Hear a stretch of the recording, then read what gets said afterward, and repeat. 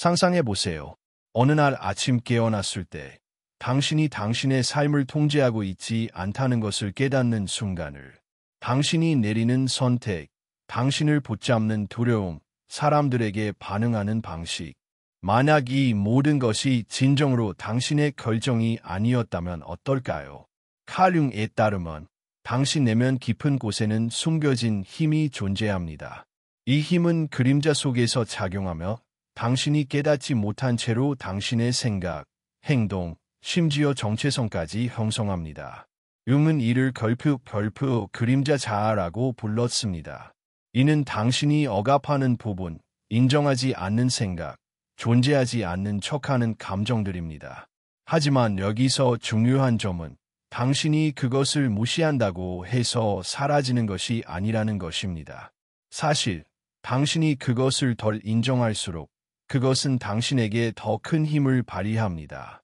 융은 이렇게 말했습니다. 무의식을 의식적으로 만들지 않으면 그것이 당신의 삶을 지배하고 당신은 그것을 운명이라고 부를 것이다.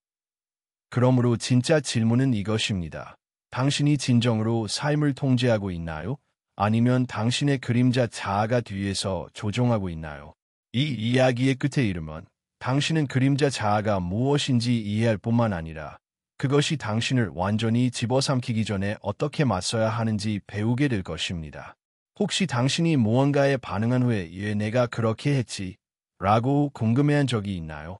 누군가에게 터무니없이 화를 냈거나 갑작스러운 질투를 느끼거나 이유 없이 좋은 기회를 망친 적이 있나요? 칼 융은 이러한 무의식적인 반응이 당신의 그림자 자아에서 비롯된다고 믿었습니다. 이는 당신이 무시하도록 조건화된 모든 것을 담고 있는 당신 마음에 숨겨진 부분입니다. 그는 다시 한번 말했습니다. 무의식을 의식적으로 만들지 않으면 그것이 당신의 삶을 지배하고 당신은 그것을 운명이라고 부를 것이다. 하지만 이게 도대체 무슨 뜻일까요? 그림자 자아는 사회, 가족, 심지어 당신 자신이 거부한 모든 감정, 욕망, 생각으로 구성됩니다. 어렸을 때 당신은 아마 이기적이지 마라, 착한 사람은 화를 내지 않아, 너무 많이 원하면 안 돼 라는 말을 들었을 것입니다. 그래서 당신은 어떻게 했나요?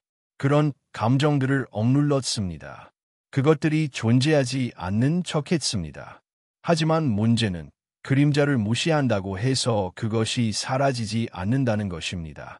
대신 그것은 표면 아래에 숨어서 당신이 깨닫지 못하는 사이에 당신의 선택에 영향을 미칩니다. 그것은 당신이 자신에게서 비밀리에 보는 것들로 다른 사람을 판단하게 만듭니다. 성공이 불편하게 느껴질 때 자기 파괴를 일으킵니다. 어디서 오는지 모르는 두려움과 불안감을 만들어냅니다. 그리고 최악은 대부분의 사람들이 이런 일이 일어나고 있다는 것을 전혀 깨닫지 못한다는 것입니다. 하지만 여기 진실이 있습니다. 당신의 그림자 자아는 당신의 적이 아닙니다. 그것은 당신의 일부입니다. 그리고 당신이 그것을 마주하지 않는 한 그것은 뒤에서 당신의 삶을 계속 통제할 것입니다. 그렇다면 그림자 자아와 어떻게 맞서고 통제력을 되찾을 수 있을까요? 첫 번째 단계는 그것이 실제로 무엇인지 이해하는 것입니다. 그리고 지금부터 우리가 그것을 알아볼 것입니다. 칼 융의 그림자 자아는 단순한 개념이 아닙니다. 그것은 매일 당신의 생각, 행동, 관계를 형성하는 숨겨진 힘입니다. 당신의 마음을 빙산에 비유해 보세요. 물 위에 떠 있는 부분은 당신의 의식적인 자아, 즉 세상에 보여주는 당신의 모습입니다. 하지만 물 아래에는 훨씬 더 크고 강력한 무언가가 있습니다. 당신이 평생 무시하려고 애썼던 것, 바로 그림자 자아입니다. 하지만 이 그림자는 어디서 왔을까요? 당신이 태어난 순간부터 무엇이 받아들여질 수 있고 무엇이 안 되는지를 배웠습니다. 어린 시절 너무 많이 울면 약해지지 마 라고 들었을 것입니다. 화를 내면 착한 아이는 그렇게 행동하지 않아 라고 꾸중받았을 것입니다. 너무 많이 말하면 오만하거나 이기적이라고 낙인 찍혔을 것입니다. 그래서 당신은 어떻게 했나요? 당신은 그런 부분들을 억눌렀습니다. 사회가 요구하는 일이란 당신의 틀에 맞지 않는 감정, 욕망, 본능을 억제하는 법을 배웠습니다. 이것이 그림자 자아가 형성되는 과정입니다. 하지만 문제는 억눌린 것들은 사라지지 않는다는 것입니다. 그것은 무의식 속으로 이동해서 기다립니다. 그리고 당신이 전혀 예상하지 못한 순간, 그것은 뒤에서 당신을 통제하며 다시 나타납니다. 그림자를 무시한다고 해서 당신이 더 나은 사람이 되는 것은 아닙니다. 그것은 당신이 이해하지 못하는 감정에 지배당하는 사람으로 만듭니다. 그림자가 당신의 삶을 어떻게 통제하는지, 당신이 깨닫지 못하는 사이에 어떤 방식으로 작용하는지 알아보겠습니다. 1. 벌프 투사, 프로젝션, 벌프. 자신의 결점을 다른 사람에게서 보기. 만약 당신이 화를 내는 것이 나쁘다고 배웠다면, 감정을 자유롭게 표현하는 사람들에게 짜증을 느낄 수 있습니다. 당신이 비밀리에 더 자신감이 있기를 바란다면, 두드러지는 사람들에게 분노를 느낄지도 모릅니다.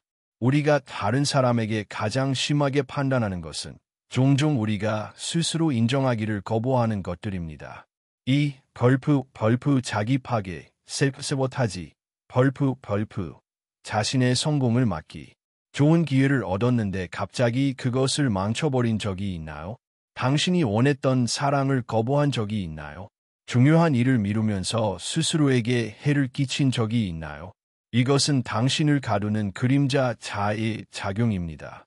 3. 벌프, 통제 불가능한 감정적 반응, 벌프. 사소한 일에 누군가에게 갑자기 화를 낸 적이 있나요? 터무니없는 질투를 느낀 적이 있나요? 일이 잘 풀리고 있는데도 실패에 대한 깊은 두려움을 느낀 적이 있나요? 이것은 단순히 당신의 성격이 아닙니다. 이것은 그림자 자아가 주도권을 잡는 순간입니다. 그리고 가장 무서운 점은 대부분의 사람들이 이런 일이 일어나고 있다는 것을 전혀 깨닫지 못한다는 것입니다. 이것은 단순한 심리학이 아닙니다. 이는 수세기 동안 이어져 온 현상입니다. 소크라테스는 너무 많은 질문을 던졌다는 이유로 사형을 당했습니다. 그의 아이디어는 사람들에게 자신에 대한 불편한 진실을 마주하게 했고, 그 진실을 직면하는 대신 그들은 그를 침묵시켰습니다. 융은 그림자가 우리의 꿈, 두려움, 관계에서 드러난다고 믿었습니다. 반복되는 악몽이나 설명할 수 없는 두려움을 경험한 적이 있다면 당신의 그림자가 당신에게 메시지를 보내고 있는 것일 수 있습니다. 니체는 우리가 진정한 본성을 억압할수록 자기 파괴의 위험에 빠진다고 경고했습니다. 그는 이를 벌표 권력이지 벌표라고 불렀으며 우리가 자신을 부정할 때 결국 그것이 파괴적인 방식으로 폭발한다고 했습니다. 당신의 그림자는 악하지 않습니다. 그것은 너무 오랫동안 무시된 당신의 일부일 뿐입니다. 당신이 그것을 더 억압할수록 그것은 더 강해집니다. 당신이 그것을 더 두려워할수록 그것은 당신을 더 많이 통제합니다. 그렇다면 진짜 질문은 어떻게 통제력을 되찾을 수 있을까입니다. 답은 벌프 그림자 작업, 수도웍, 벌프에 있습니다. 이제 한 가지 이야기를 들려드리겠습니다. 민수 벌프는 늘 착한 사람으로 알려져 있었습니다. 그는 예의 바르고 온화하며 항상 자신보다 남을 먼저 생각했습니다. 갈등이 생기면 한 발 물러섰고 누군가가 그의 공을 가로채도 대수롭지 않게 넘겼습니다. 사람들은 그의 친절함을 칭찬했지만 그들이 보지 못한 것은 그의 내면에서 쌓여가는 폭풍이었습니다. 깊은 내면에서 민수는 분노를 느꼈습니다. 그는 보이지 않는 존재처럼 느껴졌습니다.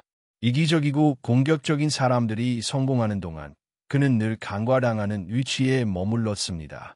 하지만 그는 이를 스스로에게 결코 인정하지 않았습니다. 민수는 어린 시절부터 화를 내는 것은 나쁘고 자신을 내세우는 것은 이기적이며 너무 야망을 가지는 것은 오만하다고 배웠습니다. 그래서 좌절을 느낄 때마다 그것을 묻었습니다. 질투를 느낄 때마다 그것을 밀어냈습니다. 말하고 싶을 때마다 침묵했습니다. 그는 자신이 더 나은 사람이 되고 있다고 생각했지만 사실 그의 그림자 자아는 점점 더 강해지고 있었습니다. 어느 날 민수는 직장에서 상사가 부당하게 그를 비난하는 상황을 마주했습니다. 평소라면 미소를 지으며 사과하고 넘어갔을 것입니다. 하지만 이번에는 무언가가 터져 나왔습니다. 자신도 깨닫지 못한 채 그는 소리쳤습니다. 왜 항상 내가 이런 대우를 받아야 하나요? 누구보다 열심히 일했는데 왜 내가 비난받는 겁니까? 이제 지쳤어요. 사무실은 순식간에 조용해졌습니다. 동료들은 충격에 빠졌고 상사조차 당황한 듯 보였습니다. 민수는 떨고 있었고 심장이 쿵쾅거렸습니다. 그는 이런 식으로 말한 적이 없었습니다. 상사는 논쟁 대신 이렇게 물었습니다. 그런 반응은 어디서 나온 거지? 그 순간 민수는 깨달았습니다. 이것은 단순히 오늘의 일이 아니었습니다. 직장에 관한 것도 아니었습니다. 이는 수년간 억눌린 감정이 마침내 터져나온 것이었습니다. 이것은 그의 그림자 자아가 통제권을 잡은 순간이었습니다. 그날 밤 민수는 잠을 이루지 못했습니다. 그는 그 순간을 계속해서 되뇌었습니다. 그런 반응은 어디서 나온 거지? 그리고 깨달음이 찾아왔습니다. 이 모든 것은 항상 그 안에 있었습니다. 그의 분노, 좌절, 인정받고 싶고 들리고 싶은 욕망. 그는 평생 그것을 억누르며 존재하지 않는 척했습니다. 하지만 그것을 물을수록 그것은 더 강해졌고 마침내 그날 폭발한 것입니다. 민수는 자신의 그림자 자아에 의해 통제당해왔음을 깨닫지 못한 채 살아왔습니다. 하지만 이제 그는 그것을 보았고 모든 것이 바뀌었습니다. 민수의 이야기는 특별한 것이 아닙니다. 당신은 얼마나 자주 극단적인 감정을 느끼고 예 내가 그렇게 행동했지?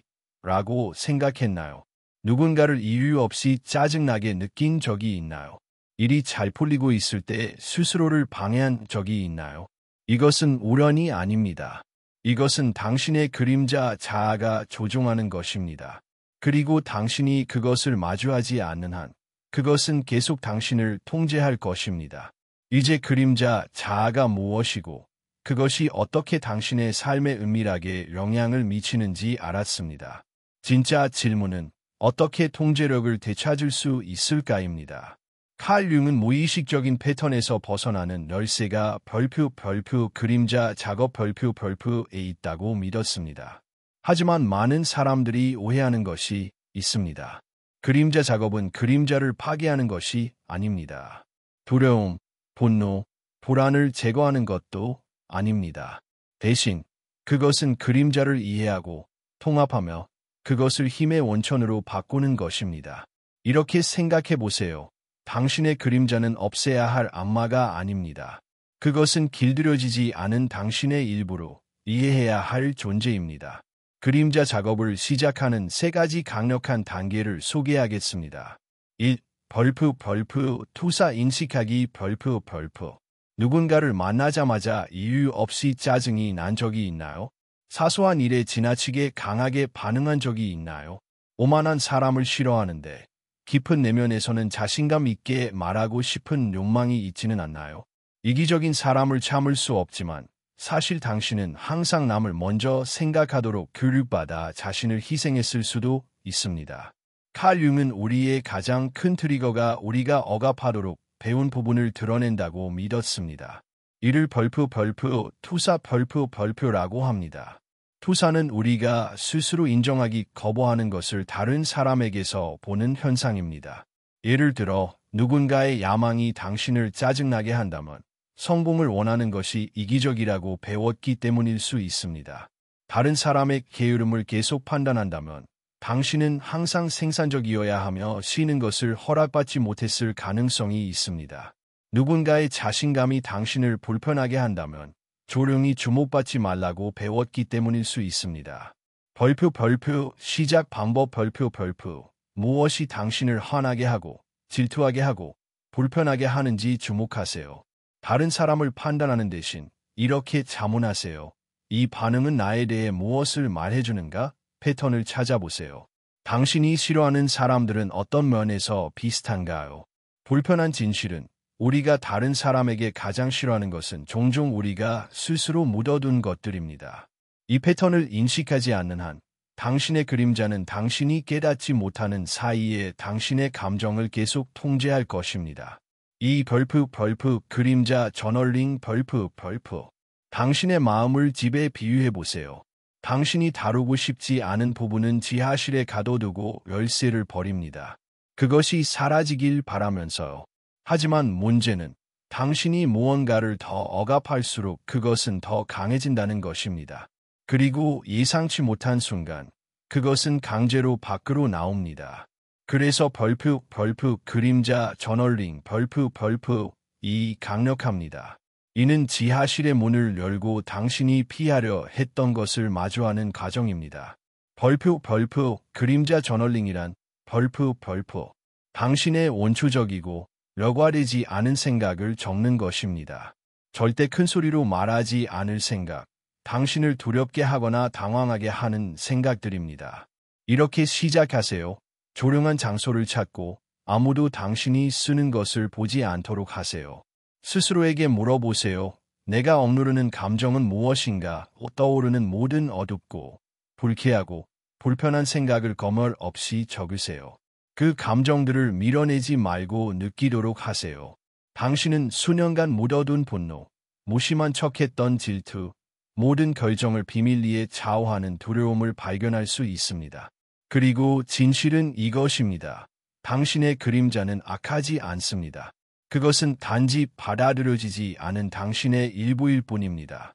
당신이 그것을 더 많이 듣고 인정하고 이해할수록 그것이 당신에게 미치는 통제력은 줄어듭니다. 3. 벌프 그림자 통합 벌프 대부분의 사람들은 그림자와 싸우려 합니다. 화를 그만둬야 해, 두려움을 없애야 해라고 말합니다. 하지만 융은 진정한 힘은 거부에서 오는 것이 아니라 통합에서 온다고 가르쳤습니다. 당신의 그림자는 적이 아닙니다. 그것은 당신의 일부입니다. 버려진 아이처럼 그것이 원하는 것은 인정받는 것뿐입니다. 이렇게 생각해 보세요. 그림자를 무시하면 그것이 당신을 통제합니다. 그림자와 싸우면 그것은 반격합니다. 하지만 그림자를 받아들이면 당신은 마침내 힘을 되찾을 수 있습니다. 벌프 통합 방법 벌프 감정이 떠오를 때 그것을 억누르지 마세요. 분노를 밀어내는 대신 얘 내가 이렇게 느끼는 걸까? 라고 물어보세요. 질투를 부정하는 대신 이것은 내가 진정으로 원하는 것에 대해 무엇을 말해주는가? 라고 물어보세요. 그림자를 별도의 존재처럼 대하해보세요. 너를 봤어. 너를 받아들여. 하지만 너는 나를 통제하지 않아. 이 단순한 행동은 힘을 무의식에서 의식으로 옮깁니다. 그림자의 에너지를 연료로 사용하세요. 그림자가 분노를 품고 있다면 그것을 힘으로 바꾸세요. 불안을 품고 있다면 그것을 자기 인식으로 바꾸세요. 두려움을 품고 있다면 그것을 용기로 바꾸세요. 여기 비밀이 있습니다. 당신이 그림자를 두려워하는 것을 멈추는 순간 그것은 당신에 대한 힘을 잃습니다. 그림자 작업은 새로운 사람이 되는 것이 아닙니다. 그것은 온전한 사람이 되는 것입니다. 진실은 당신은 단지 당신의 강점만이 아닙니다. 당신의 빛만이 아닙니다. 당신은 또한 당신의 어둠입니다. 그리고 그것을 받아들이는 순간 당신은 마침내 자유로워질 것입니다. 칼 융은 이렇게 말했습니다. 무의식을 의식적으로 만들지 않으면 그것이 당신의 삶을 지배하고 당신은 그것을 운명이라고 부를 것이다. 대부분의 사람들은 삶에서 막혀 있다고 느끼며 같은 실수를 반복하고 파괴적인 방식으로 반응하며 자신의 성공을 방해합니다. 그들은 그것을 불운이라고 부릅니다. 나는 원래 이런 사람이야 라고 말합니다. 하지만 진실은 그것은 운명도 운도 아닙니다. 그것은 그들의 마음 깊은 곳에서 그들을 통제하는 그림자 자아입니다. 이제 당신에게 선택지가 있습니다. 그림자를 무시하고 그것이 존재하지 않는 척하며 당신이 이해하지 못하는 방식으로 그것이 당신을 통제하도록 내버려 둘 수 있습니다. 아니면 그것을 마주하고 통합하고 힘의 원천으로 사용할 수 있습니다. 당신이 어둠을 더 많이 억압할수록 그것은 당신을 더 많이 통제합니다. 하지만 당신이 그것을 더 많이 받아들일수록 당신은 더 자유로워집니다. 왜냐하면 진실은 이것입니다. 당신의 그림자는 적이 아닙니다. 그것은 자기 인식, 자신감, 번역의 열쇠입니다. 그러니 진짜 질문은 이것입니다. 당신이 피하려 했던 당신의 어떤 부분은 무엇인가요? 당신의 그림자가 당신에게 무엇을 말하려고 하나요? 댓글로 알려주세요. 왜냐하면 그림자를 이해하는 것이 통제력을 되찾는 첫 번째 단계이기 때문입니다. 그리고 이 이야기가 통찰력이 있었다면 심리학, 철학, 그리고 당신의 마음을 형성하는 숨겨진 힘에 대한 더 깊은 탐구를 위해 구독하세요. 우리는 이제 막 시작했을 뿐입니다.